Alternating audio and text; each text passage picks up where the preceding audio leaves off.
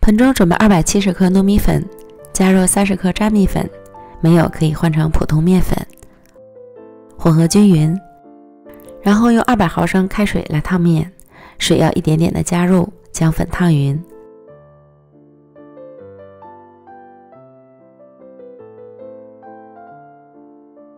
搅拌成絮状，再加入5克熟芝麻、30克红枣丁，然后下手揉成光滑稍软的面团儿。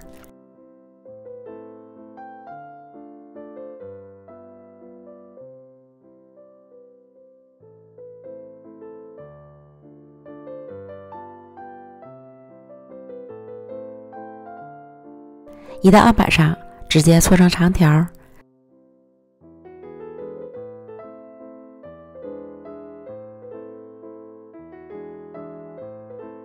平均分成8份，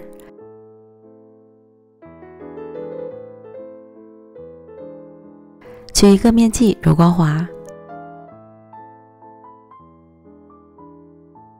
再团圆，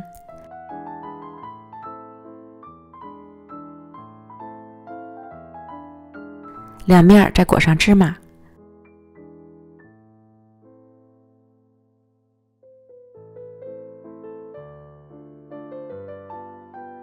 再擀成小圆饼，擀好之后，芝麻也会粘得更牢固了。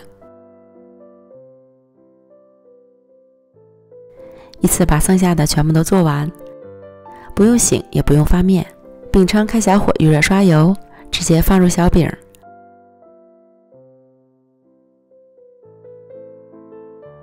盖上盖子焖一会儿，底部捞至定型后刷油翻面。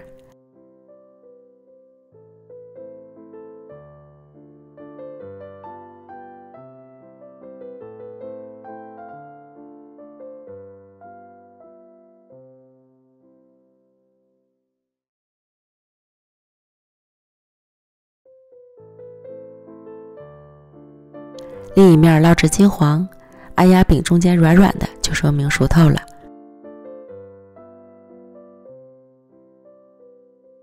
出锅，这样咱们的红枣糯米饼就做好了。表皮金黄酥脆，内里软糯筋道，加了少许粘米粉，吃起来不粘牙不糊嘴，反而更筋道了。简单易上手，好做还好吃，酥香酥香的，喜欢的朋友就赶快做起来吧！美食天天更新，咱们明天见，拜拜。